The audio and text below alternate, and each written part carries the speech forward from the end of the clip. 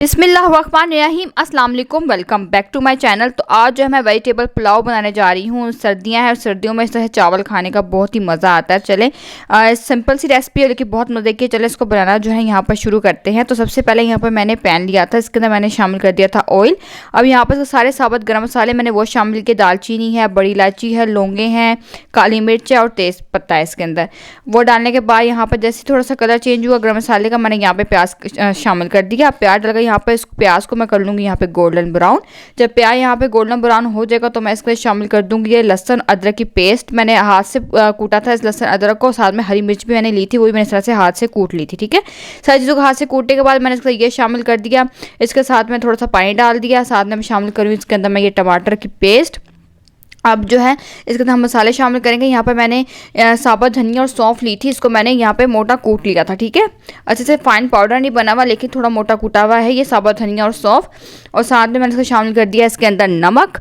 अब जो है यहाँ पर मैं इसको अच्छे से मिक्स कर लूँगी और इसको पका लूँगी तकरीबन 5 मिनट तक के लिए। 5 बाद यहाँ पर इसको शामिल कर दूँगी मैं वेजिटेबल्स, जिसमें मैंने आलू ली हैं, मटर ली हैं और गाजर ली है। ठीक है, ये सारी डालने के बाद यहाँ पर इसको मैं अच्छे से मिक्स कर लेती हूँ। अब इसको जो है ना यहाँ पर मैं गलने के लिए रखूँगी। साथ में थोड़ा सा मैंने पानी जो है ना वो भी शामिल कर दिया था इसके अंदर। और यहाँ पर वेजिटेबल्स को मैं अब गलने के लिए रख दूँगी जब तक अच्छे से गल नहीं जाती। तो ये देखें यहाँ पर अच्छी सब्ज़ी जो है ना वो गल चुकी थी सारी। और इसको बस मैं मज़ीद 2 मिनट तक यहाँ पर भून लूँगी। और उसके बाद जो है यहाँ पर शामिल कर दूँगी इसके अंदर ये चावल, साथ में पानी भी मैंने शामिल कर दिया इसके अंदर। अब अच्छे से यहाँ पर इसको मिक्स कर लूँगी। पानी जो है ना यहाँ पर कम था तो थोड़ा सा पानी यहाँ पर मैं और शामिल कर दूँगी। और जब बाकी जो मेरे बॉल में चावल लगे थे वो भी जो है ना मैंने साथ में डाल दिया अंदर ही। अब जो इसको अच्छे से मिक्स करके तब तक इसको पका लूँगी जब तक सारा पानी इसका ड्राई नहीं हो जाता। अब इस स्टेज पे जो है नमक को भी चख लें, ताकि अगर नमक कम हो तो और डाल लीजिएगा। जब पानी सारा इसका अच्छे से ड्राई हो जाएगा तो अब ये चावल यहाँ पर चले जाएंगे दम पे। 15 से 20 मिनट तक के लिए बिल्कुल हल्की आंच पे दम पे रख दूँगी। और ये देखें यहाँ पर ये मज़ेदार से चावल पक के तैयार है। मैंने हरी मिर्च भी शामिल कर दी थी दम पे रखने से पहले।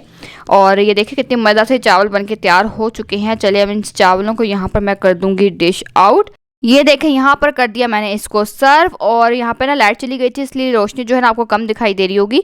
तो लेकिन चावल बहुत मज़ेदार बने थे। मैंने इसको सैलेड के साथ सर्व किया है। आप चाहें तो इसको रायते के साथ खाएं, चटनी के साथ खाएं, बहुत मज़ेदार लगेंगे। चावल सिंपल भी खा सकते हैं, काफ़ी टेस्टफुल चावल है ये।